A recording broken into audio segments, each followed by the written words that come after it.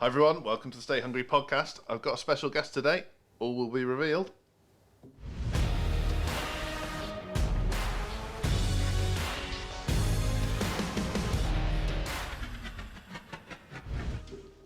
Hattie, welcome to the podcast. Hi, thank you for having me. I'll let you introduce yourself because I'll be honest, I'm still embarrassed about this. Why? Well, you introduce yourself and then I'll explain. My name's Hattie, and I'm your personal assistant. You are PA to Andy and I mean, Andy's in the background. I don't know if you can hear him mumbling away to himself, but I have to deal with that all day, every day.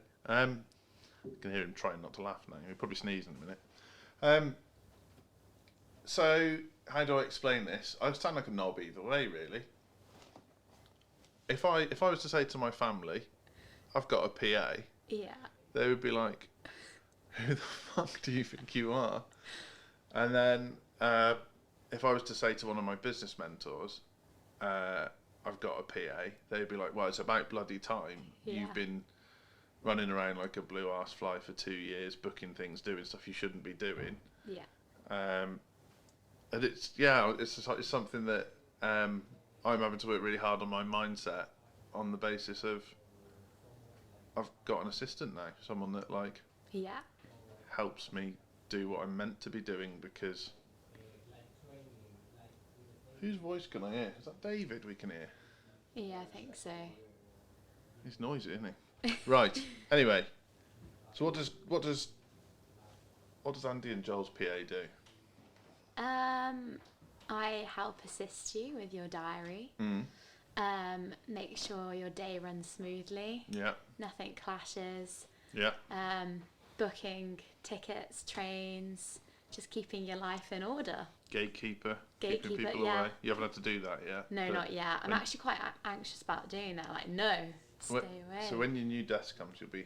Oh, I get a desk? Yeah, yeah. Do I? Yeah. Oh, we've not told you this. No. So there's a desk on order and your own chair and stuff. I mean, just for the listeners, you have got a desk and a chair now, but you have one nearer to us. Okay.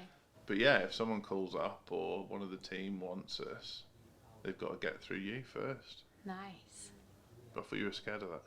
I'm not scared, but I'm looking forward to it. It's exciting. I got my own desk. Going up in the world. Yeah. Desk. More merch. There's more merch coming for you. Hoodies and. Oh, I like a hoodie. Baseball cap. I can't imagine you in a baseball cap. I'd wear one. You've got tremendous hair, so I feel like we'd be. Yeah, a hat on hair. What about in winter? What's your go-to? Probably winter? a beanie. Okay. So anyway, point of having you on the podcast. You come from a broadcast journalism background. You went to UWE. Yes. Little known fact, or UE as the initiated call it. Little known fact, they rejected me, didn't get in. Did they? Why did they reject? That's not fair. They wanted me to do a foundation degree first. Oh, no one wants to do that though. I didn't want to waste a year, was my logic. Yeah. Just crack on. I did graphic design at university. So. Okay. But you landed this job because obviously you know stuff like podcasts. You understand, you're quite keen to learn more about video. Yeah. You're obviously organised. You applied for a different job just to get your foot in the door, which was probably the best thing you could have done. Yeah. And now I'm introducing you to the world on the podcast. Yeah. So no, don't be nervous. But we've got 4,000 regular listeners. No pressure. And yeah, I think you've prepared some questions for me, and I don't know what they are. And so I guess. I mean, they might be completely the wrong sort of questions you're looking for, but I've got you questions anyway, just because. That's fine. I'm here for a chat. Do it. So, when you were interviewing for the role of personal assistant, what sort of qualities in like a person were you looking for, like Codebreak attributes? Okay. So one of the tests that we do for every interview is can they find the building? Oh. Yeah, I know. That's. How many people do you think fail that? I wouldn't know. How did you find the building? I actually scouted it before I even came for my interview. Did you? So you were visiting your sister and thought, I'll just check out. Pretty much, yeah. Okay, so that's what Fergus did. I think he might still be in the room. He scouted out. Still managed to find the wrong building. Let's not. But he got in, so that's okay. But yeah, I'd say half at least don't find us and end up rigging us on the day to say can't find you. It's got easier because now it says Codebreak in massive letters in the window, but it never used to. But did anyone send you directions beforehand? Did they send you a Google link? Did, yeah. Yeah. I already looked you up before that point. I was a bit stalkerish, to be honest. What did you find out? Just where you were, to be honest, that's all. Not a brilliant stalker. No. That's sort of like, isn't that like rule 101 of stalking? Yeah. Where are they? Yeah. Okay. Cool. So, yeah, it doesn't matter what type of employee, even Caitlin, the ops manager, can you find the building is a test. And we do it with clients as well. If a client doesn't find us, it's a bit of a qualifier because we've got a pin on Google Maps. You should be able to follow that. Yeah. We wanted someone who, and this is an interesting one actually, because I said, have you had feedback on other interviews? And one of your interviews said to you, if you don't mind me saying, that you didn't come over very confident. Yeah. And we felt the absolute opposite. We were like, I wouldn't say you were like overly assertive, but you're not. You don't come across unconfident. No. So it was a bit, that threw me. I felt like it was a bit of a shock when they said that to me because I'm not normally unconfident. Like I feel quite like sure of myself, but that's what they said that they didn't feel. So I don't know. Yeah, bollocks. I feel like you're a confident young woman. So the things we were really impressed with, we were impressed with your application. You didn't have a bad answer in the interview, and when you didn't know something, you admitted it. Yeah. Rather than tried to fluff it. Yeah, because it's so obvious when people do that. There's nothing worse than but you can feel yourself squirm as you try and do it. So how did you feel your interview went? I enjoyed my interview. Yeah. And when I feel like I've enjoyed an interview, I feel like that's when they're more successful. But I just enjoyed my interview. That's what I felt. That's good. So you went away thinking there's a good chance there. And we broke our own rules. We said we'd be in touch on the Monday, and we were in touch on the Friday. Yeah, you did. That was Andy. Yeah. He was excited to offer you the role. So, really? Yeah. That's nice. And then in terms of actual PA, we wanted someone who isn't just admin. Yeah. Not that there's anything wrong with that. No. But that could kind of come and understand the ethos of Codebreak, understand that not only do they need to keep tabs on me and Andy and control what we're doing and what we shouldn't be doing, which was a big one we've talked to you about, which you'll learn over time, but also can hold their own. Like we want you to have your own personality within this business. We want you to be someone that when people get in touch with Codebreak and they get a reply from you or they get a text message from you, that they're like, oh, it's Hattie, cool, I wonder what this is about. And some assistant roles, some PA roles, some admin roles don't allow for that. They're almost like a Rottweiler character. Okay. And that's not what we want. We want someone who can be one of the faces of the business and people are excited to receive messages from, or when you answer the phone, they're like, oh yeah, you're their assistant, aren't you? How do I get on a call with them? And you'll know the script to be like, well, if you want to talk to them about this is, I'll get you booked in. And we can help you do that. And other people that we spoke to, we felt weren't dynamic enough to do that. Is that dynamic? Yeah, you felt quite dynamic. Oh, I don't know how I'm dynamic. No, I just think like you weren't. There was nothing. We didn't really there was nothing we threw at you in the interview that I felt you were like worried by. Okay. And even in your first 2 days here, I haven't felt like anything has really flustered you. No. Yeah. There's still time. Yeah, I'm sure things will. Yeah. As they should. But it was like, okay, considering this is your first big role out of uni. Yeah. You had the right answers and in the right place. Yeah. Does that answer the question? Yeah, it does. Cool. Thank you.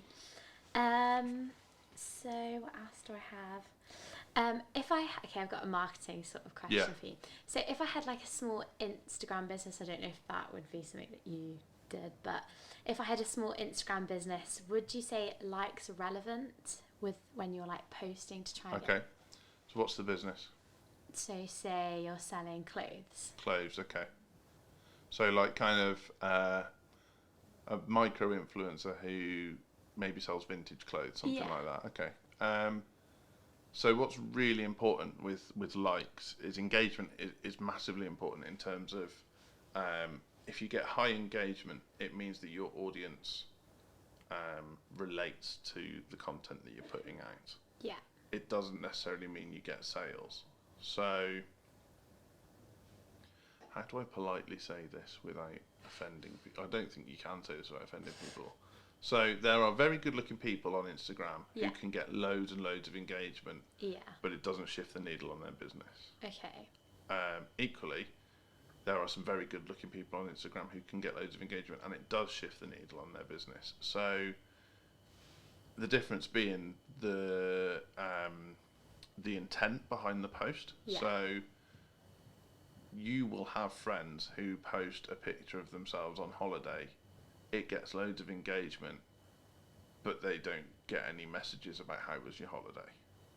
You'll have other friends who post pictures about their holiday, but perhaps say, oh, we went on a tour of a vineyard today, and then they get messages about, oh, how was the vineyard, blah, blah, blah, blah. And that's kind of the same in business. So you almost have to direct your audience to what you want them to do. Yeah. That doesn't mean you sell to them all the time, but if you want them to go and check out your range, you're not saying to them, I want you to buy now. That might come later. Mm-hmm. Whereas some of the influencers you see on Instagram will say, oh, dress by Versace. Okay. And they'll tag in Versace Yeah. and it'll say sponsored link. Or they'll say, dress by Gucci. And what's going on there is that's a positioning piece. I don't think a small Instagram business can survive with position, the vanity metrics, the positioning piece, the bit that makes people go, oh, I remember you because you got loads of likes.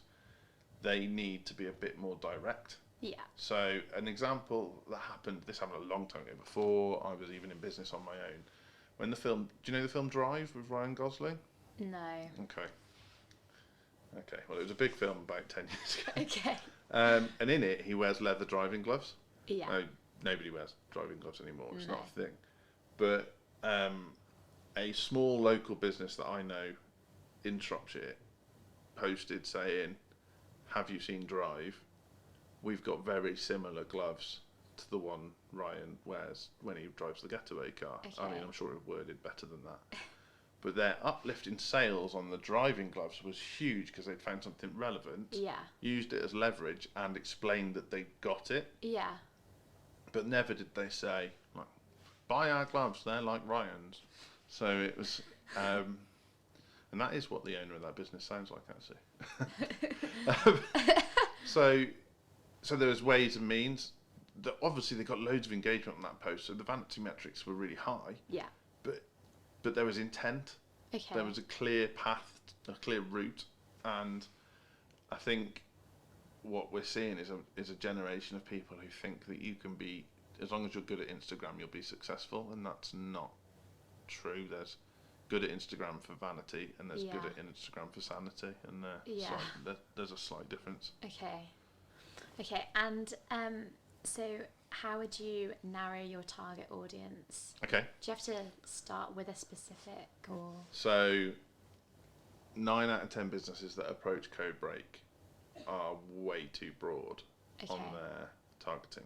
Mm-hmm. Way too broad. And the reason they're broad on their targeting is they're too scared to narrow. So they'll be like, Because but they might cutting buy. loads of people. Yeah.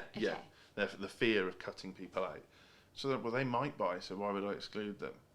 And it's like, okay, we'll rephrase that. They might not buy, so why would you include them? Yeah. And your niching, your target audience should be the people most likely to buy, not the people that might buy. Okay. So on a really loose level, Man United don't try and sell Man United shirts to non-Man United fans. Yeah. But there is plenty of people out there that collect football shirts. Yeah. It's just not their target audience. So they'll get peripheral sales on people who are like, oh, I visited Old Trafford and I bought a Man United shirt as a football tourist, but not their target audience. No. On an entirely different level, if you sell rusks, so baby biscuits, Yeah. the rusks, Guess who they're aimed at? Parents. Yeah, parents. They're aimed at mums. Definitely, they're aimed at mums. Yeah. And although I guarantee you there are people in the world that eat rusks when they're no longer a baby. Yeah. So rusks have gone, well, we are... Do you eat them? Rusks? Yeah. No. No, you just... Just because I said it? Yeah. Because I guarantee you. Yeah. I mean, I remember them being really nice. I'm not going to... They are nice. I've been eating them recently because I've got young nieces and nephews. Oh, okay. There you go. See, but they're not aimed at you. But they're kind of... But also, they're not, like, aimed at... Then the niching gets tighter. So then they're not aimed at parents with no disposable income because those parents will buy the budget version. They're not aimed at people with, like, insane money who've got personal chefs who will bake biscuits for their babies. Yeah. And so the niching gets tighter. And then, like, when you get to something like Codebreak, we want to work with hungry business owners with the attitude for growth. Yeah. That's our niche. Okay. And when we get away from that is when we start to have problems. So sometimes we get businesses approaches say, I just want to maintain. I want to stay at the level I'm at now. Okay. Well, standing still is a dangerous goal because you can only achieve it or go backwards. Yeah. Because growth is a problem for them too. So an example of that might be a barber who never intends to employ. They've only got a finite amount of capacity. So all they can do is put their prices up or stay the same. Yeah. We can't work with somebody like that. Another example might be business that is willing to take massive losses with a view to a sale 4 years down the line. So like a blue chip company, a Facebook might do that, or an Uber. Yeah.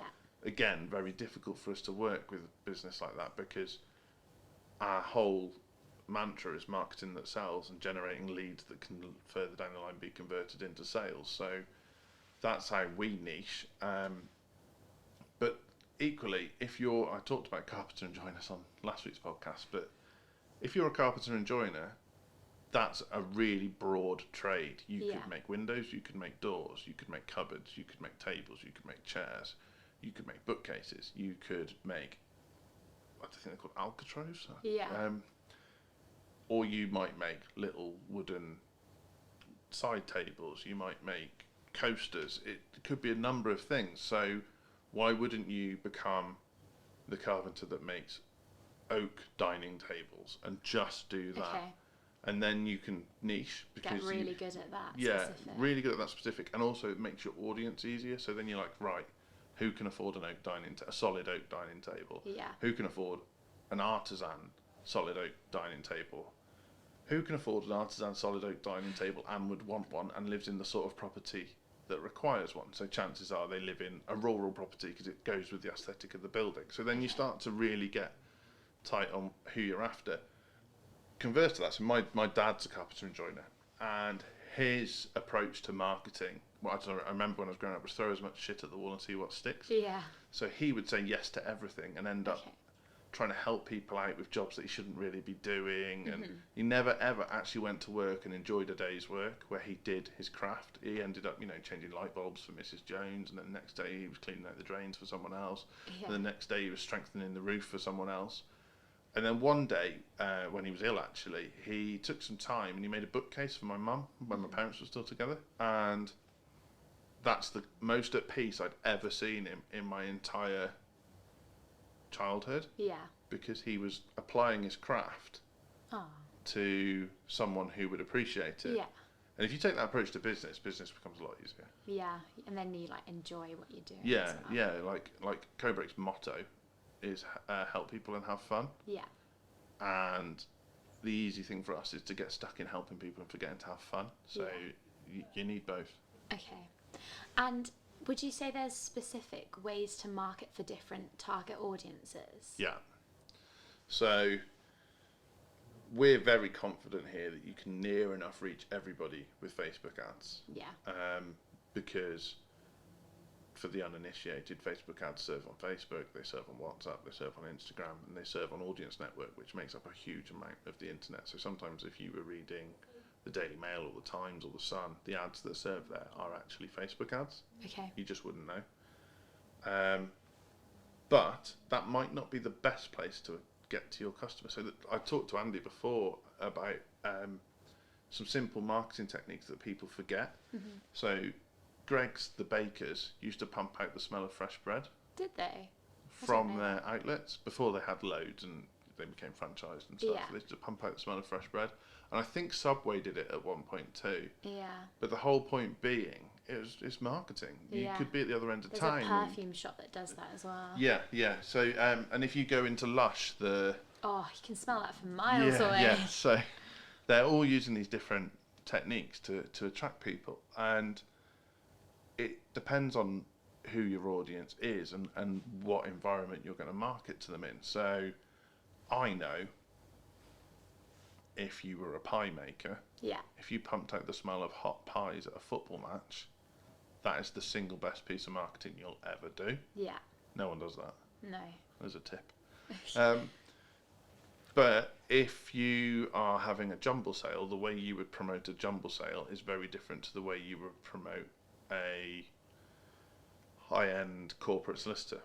So high-end corporate solicitor probably would see quite a bit of success on LinkedIn, maybe some success with Facebook ads, certainly some success with Google ads, but it would be no good them leafleting the local village. Yeah.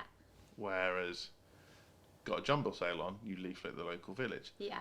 But that's something that varies depending on what you do. So a football club, Man United, for example, they can do massive marketing campaigns linked around their star players, so they could have Ronaldo or Pogba in the kit on massive billboards, and that will help Nike sell lots of shirts or lots of gear, or Adidas, well, it's Adidas now actually. Adidas sell lots of shirts or lots of gear, or it might help sell the football that's featured in that image. Shrewsbury Town, my team, can't do that. No. It won't have that impact, so they have to be smart about what they do. So they do small Twitter campaigns, small Instagram campaigns. They probably don't do much paid advertising at all because they don't have that expertise, which is where they would speak to somebody like us, I wish. But they could, for example, have a look at expired season tickets, so people who've previously been season ticket holders for 5 years who no longer own a season ticket, and they could build a campaign purely aimed at turning them back into season ticket holders. So I don't know, we've improved the view, we've improved the seating, we've improved the food, we've improved the crowd experience. I mean, number one, they need to improve the players on the pitch. That's so you can be really smart. And like, let's say you're a bridal shop, you want to use advertising that allows you to target people who've recently got engaged. Yeah. So that might not be advertising in the local magazine. That might not be advertising in the local newspaper. It definitely would be advertising on Facebook, because you can target people whose relationship status has changed from single to engaged. Okay. So yeah, there's no one size fits all. Okay, that's interesting. I've got a couple more. Do it. So I think one of your things, your mottos or something, is to like read and learn, or like learn. Read and lead. Yeah. You got to learn these off by heart. Read and lead. What are you reading at the moment, and what have you learned from it? Okay. So I'm reading No More Mr. Nice Guy at the moment. Is the book I'm reading, and I've talked about this on the podcast before, but it's about not helping all the people all of the time. Okay. So something I have issues with, and I know Andy's talked about this as well, is my main driver is I really, really want to help people. Yeah. But I have to check myself and make sure I'm helping the right people. Something I really struggle with is not everybody deserves your help. Yeah. So I've got people in my life, professional and personal, who will take my help and keep taking my help, but never sort out the fundamental issue that they've got. Okay. So they're relying on me to patch it up all the time. Okay. When the reality is, if they just bloody sorted it out. Yeah. But they prefer it that way. They'd rather put the strain on me. If someone won't help themselves, I can't help them. No. And that's a lesson I'm working really hard on. The other thing it talks about is that saying no to people and also knowing when to say yes is a real skill. Okay. And I can apply that in business in a number of ways. So as a business owner, and our listeners will know this, if a client says jump, you're desperate to say how high. Yeah. But the reality is you should look at what package you agreed with them, what's in the scope of your work, and then whether helping them this bit more gives you the chance of working with them for a longer period, or actually you should just say, well, of course we can do that, here's the quote. Yeah. And if you've got my mindset, sometimes you make the mistake of just helping them and worrying about it later, and that's not a healthy way to grow a business. So I have to, I've got staff to think about, I've got business partners to think about, and at some point you have to put some barriers in place. And ultimately, I want to spend more time with my wife, and if I keep saying yes to other people and trying to help people, I'm letting her down. Yeah. And if I'm letting her down, I'm letting myself down. And so that was a long answer for that question. And I've got one more. Who is your role model, or who are your role models? Who are my role models? So my hero is Muhammad Ali. Okay. And there's a quote on the wall there. Weirdly, Andy's hero is also Muhammad Ali, but I didn't know that when I chose that quote. Okay. So if you didn't know, I designed The Office. Yeah. So it's so the quote says, "Impossible is not a fact; it's an opinion. Impossible is not a declaration; it's a dare. Impossible is potential. Impossible is temporary. Impossible is nothing."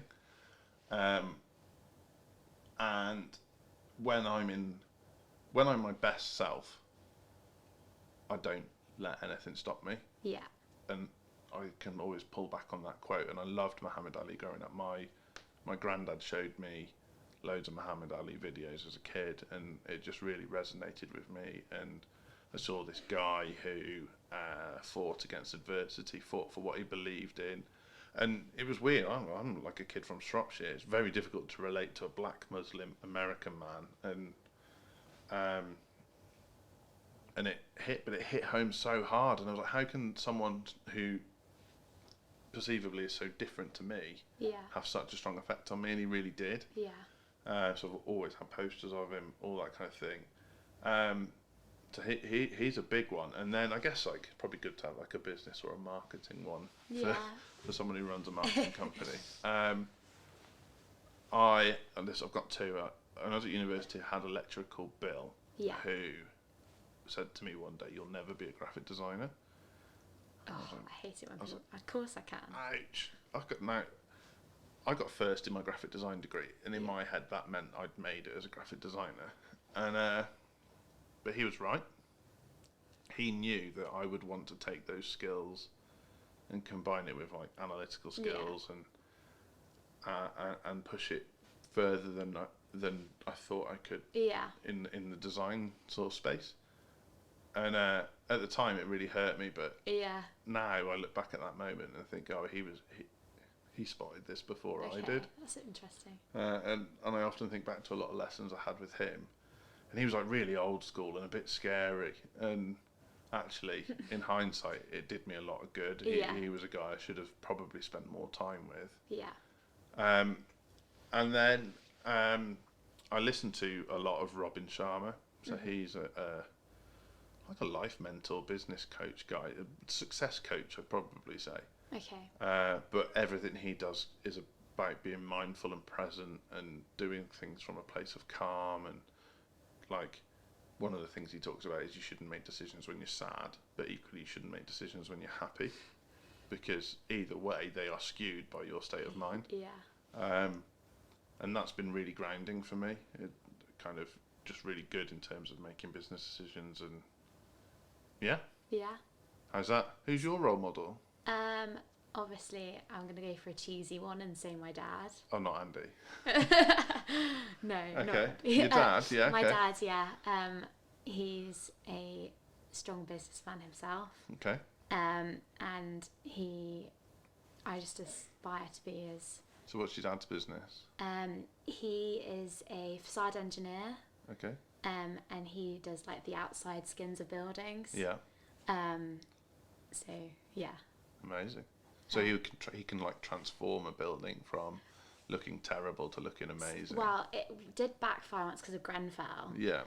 But he luckily was not involved with it and was actually telling another company to like not use the materials that we're using. So my dad's like trying to change like the business world in a more positive way, and like telling people to what materials are safe and not safe to use, and how to make a concrete building look good whilst not being flammable. Basically. But okay, I'm so what would be like the key qualities of your dad that make him he's determined. Okay. He always just like he always has a mindset he will do something. It's not, oh, if I do it, it's like I will do it. So I find that really quite respect that. And he's firm but fair. Firm but fair. Yeah. Cool. Nice. So I'll drop you in it now. How does someone get in touch? With my dad? No, with Codebreak. They can get in touch with your dad about building facades if they want, but if someone's been listening to the Stay Hungry podcast, how do they get in touch? To Codebreak? Yeah. Phone us up and talk to me. Yeah, that's one. Email. Yeah. Visit the website. Codebreak.co.uk. Yeah. Buy the book. It's on Amazon. Yeah. You've got a free copy. I do. I've got my own copy. That'll probably do. Or you'll see one of our adverts because we're everywhere. Yeah. Nice one. How's the podcast been? First one? I've enjoyed it. Cool. All right, guys. Catch you again.